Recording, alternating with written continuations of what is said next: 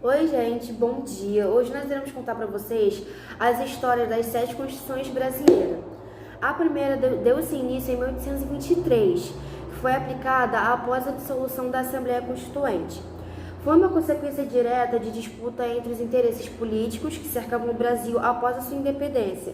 Dom Pedro I e os portugueses tinham uma grande pedra pelo caminho, os liberais e os conservadores, que representavam as elites e pensavam de forma diferente.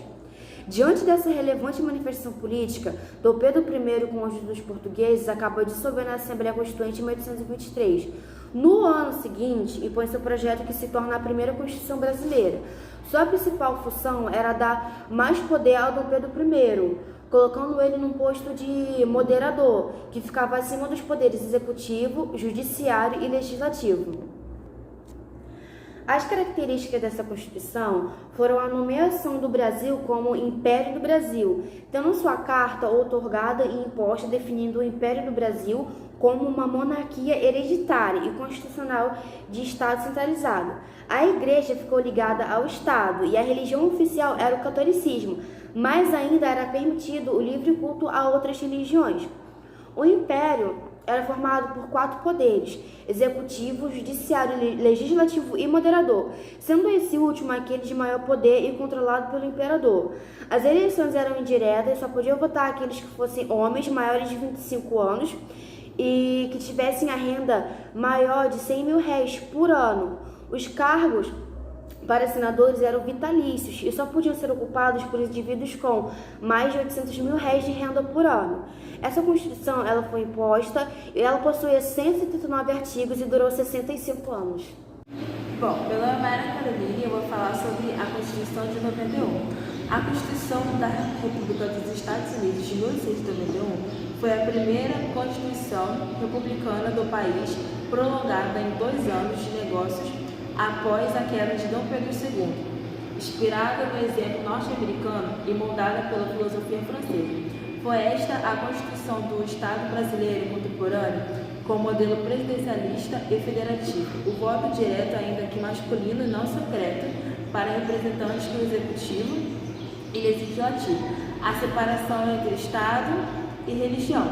A Constituição de 91 surgiu com o fim do Império Brasileiro e, mais importante, com o fim da escravidão, tendo que lidar com os conflitos de interesses de uma sociedade essencialmente agrária, pobre, politicamente centralizada e essencialmente fragmentada. A Constituição estabeleceu sufrágio direto para presidente e vice-presidente, mandatos de 4 anos sem reeleição, senadores, deputados, acabando com a centralidade.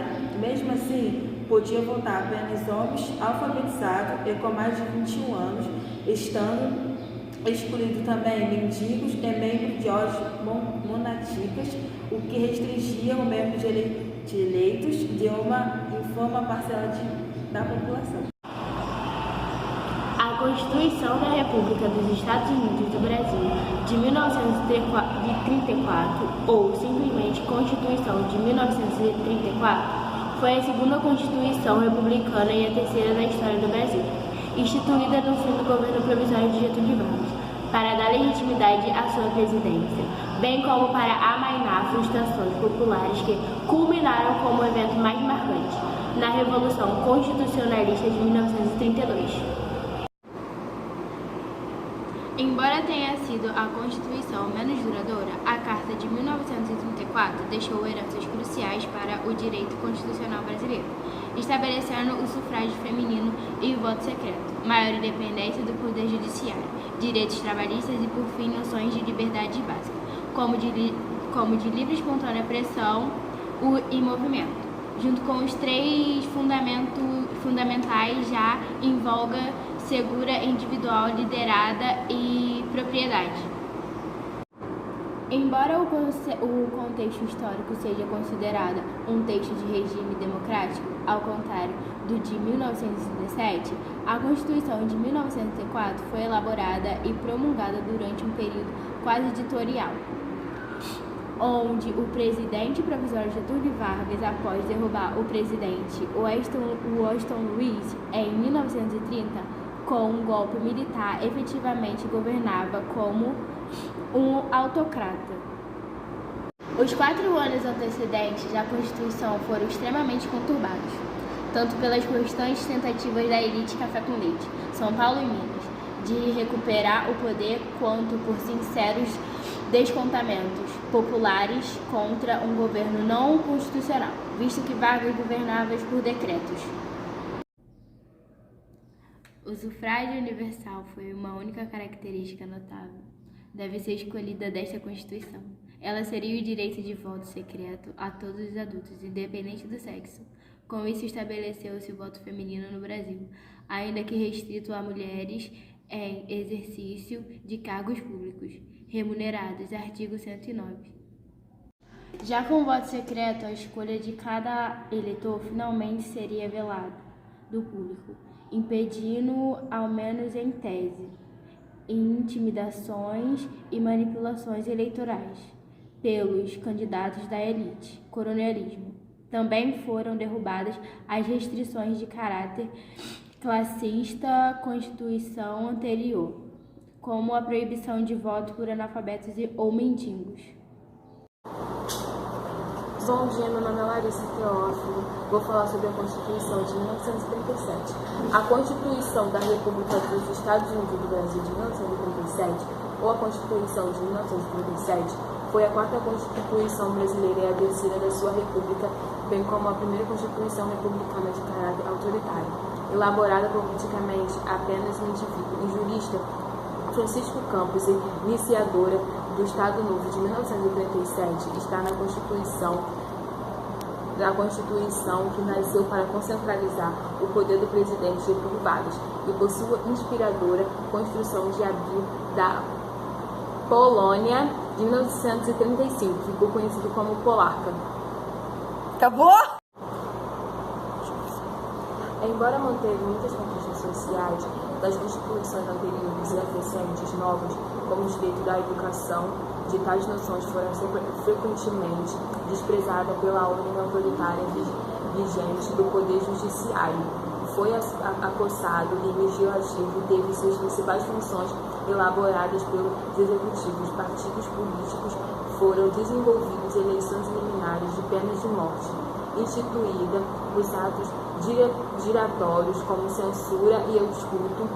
As personalidades se tornaram recorrentemente na prática e a polaca existia como mera confirmação do poder político de Vargas, sendo que o seu texto, se fosse desprezado como incluidamente, era a letra morta.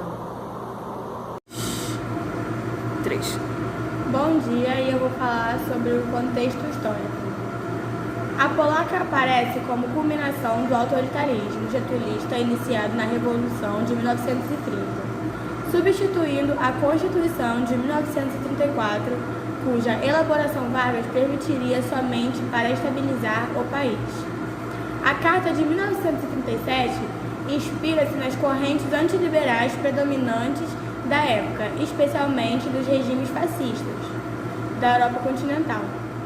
Seu principal relator, Francisco Campos, era crítico quanto mais do liberalismo, crendo que seus princípios de democracia e liberdade de opinião só resultariam em democracias fracassadas.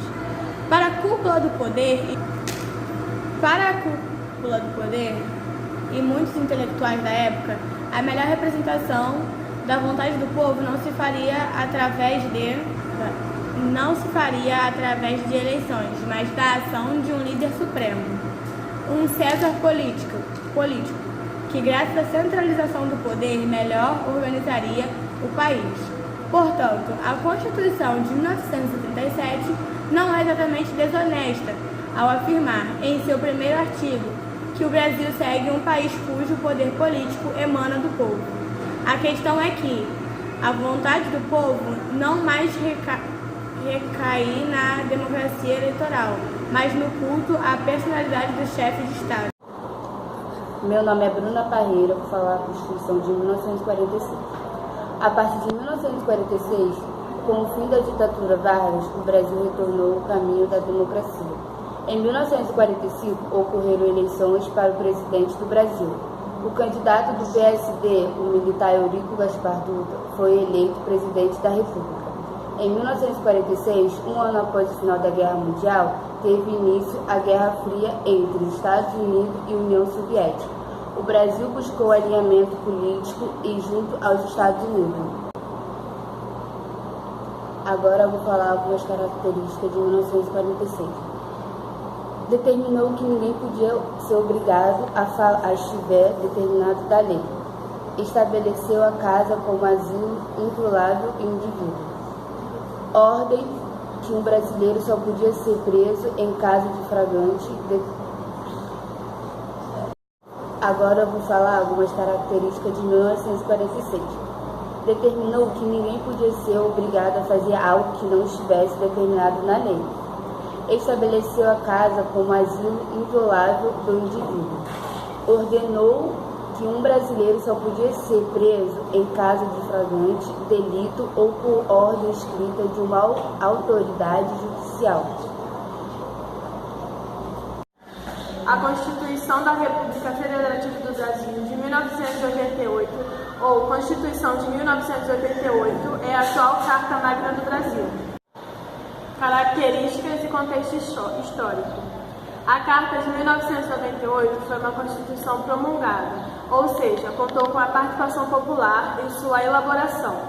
Ela é um documento formal e escrito com um sistema ordenado de regras dogmáticas, elaborado por um órgão constituinte, analítico e rígido, ou seja, seu texto é extremamente minucioso e só pode ser alterado com dificuldades. Medidas progressistas.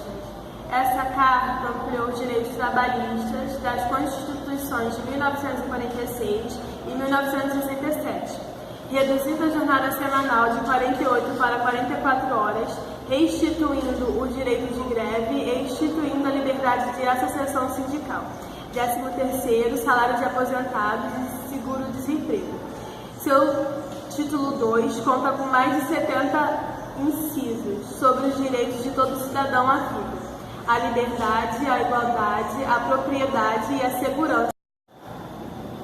Mais inovadores são os 12 direitos sociais do capítulo 2, que inclui transporte, lazer, previdência social, assistência ao desemprego e proteção à maternidade e à infância. Em reação às arbitrariedades da Constituição de 1967, ela reinstituiu o direito à livre manifestação de pensamentos e à liberdade de expressão intelectual, artística, científica e de comunicação, além do direito de habeas datas, que garante a todo cidadão acessar qualquer dados a seu respeito em arquivos do governo. Quanto às eleições, elas voltaram a ser diretas e universais, sem distinção de classe ou gênero, embora obrigatórias para todos os maiores de 18, exceto analfabetos facultativos. Meu nome é Kathleen e eu vou falar sobre a música que a Carol Conká escreveu. O nome dela é Direitos Humanos. Olha, no início da música ela diz que todo ser humano tem seus direitos, mas nada adianta e se não são conhecidos e respeitados. Bom, ela afirma nessa música que, todos os seres humanos têm que ser reconhecidos e respeitados diante a lei. Ela faz uma comemoração sobre a celebração da Declaração Universal de Direitos Humanos, que dia 10 de novembro, esse agora que está para vir, fará 71 anos. Essa é uma campanha muito iniciativa ao Conselho Nacional e Ministro Público, com o apoio da União Europeia, que é importante constatar isso.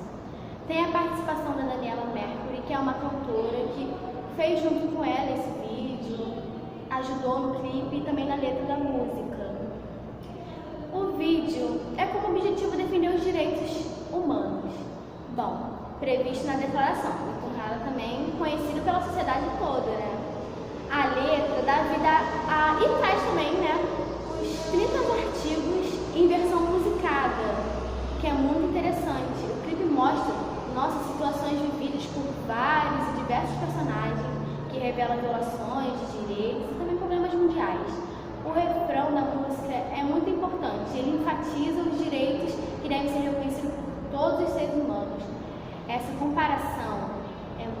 top. Se eu fosse vocês, eu ia lá no YouTube ver, gente. Bom, essa campanha, ela é muito... Bom, vamos dizer que ela vem para fortalecer o princípio que todos têm a mesma dignidade, entendeu? Como ela diz, são seus direitos.